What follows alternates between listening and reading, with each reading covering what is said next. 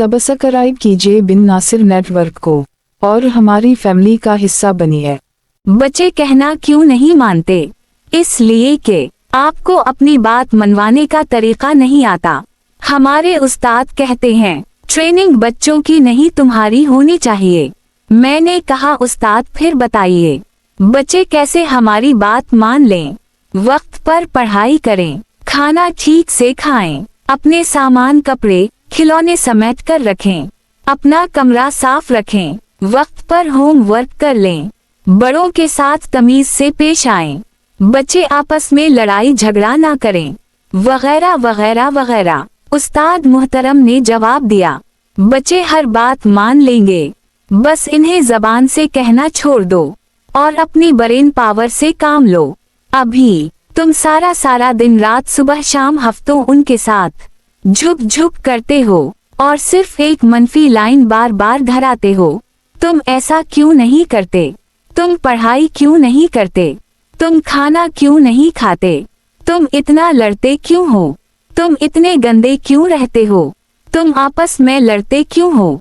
तुमने मेरा दिमाग खा लिया है। तुम आपने बच्चों से शिकवा कर करके इन तक मनफी एनर्जी पहुंचाकर इन्हें थका दिया है।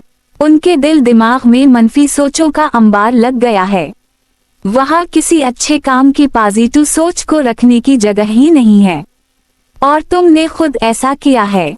अब आप उनसे उन्हीं के भले की फायदा की कोई बात कहते हो, वो इसका अलट करते हैं। वजह आप खुद हो। आप इन्हें जबान से हदायत देना बंद कर दो। अब एक नया तजुर्बा करो और 24 घंटे में 2 बार, रात को जब बच्चे सोए हों और सुबह इन्हें जगाते वक्त उनके करीब बिस्तर पर बैठकर कान के पास सरगोशी के अंदाज में उनके अच्छे कामों की तारीफ करो, इन्हें अप्रिशिएट करो, इन्हें हौसला दो। उनसे कहो तुम बहुत समझदार हो, तुम बहुत ज़हीन हो, तुम बहुत जिम्मेदार हो, तुम बहुत तमीज़दार हो। गर्ज ये कि आप उनमें जो खूबी देखना चाहते हो और उनकी जो भी खराब आदत तब्दील करना चाहते हो, उनके लाशूरी रे ज़हन में महफूज कर दो। याद रखो जो बात लाशूर में महफूज हो गई वो जिंदगी भर उसे याद रखेंगे और इस पर अमल पेरा होंगे। रात को बच्चों के सोने के फौरी बाद और सुबह इन्हें जगाते वक्त उनके सब कॉन्शियस माइंड से गुफ्तगू करो। ज्यादा बेहतर है ये गुफ्तगू जबान की बजाय अपनी माइंड से की जाए। फिर दिन और रात में अपनी इबादत के बाद कुछ वक्त मराकब भी कीजिए। इस मराकब के दौरान अपने बच्चों को, अपने रिश्तों को, दोस्त अहबाब अहल खाना को, इन सब को जिन्हें आप बहुत अच्छा देखना चाहते हैं, अपनी मुस्बत सोच पॉजिटिव एनर्जी इन तक पहुंचाओ। फिर देखो चंद रोज में मुश्किल से मुश्किल बच्चा या कोई भी और रिश्ता किस तरह तुम्हारी बात मानता है। एक और बात, बहुत ही अहम बात, बच्चों और दीगर रिश्तेदारों से गले शिकवा करना छोड़ दो।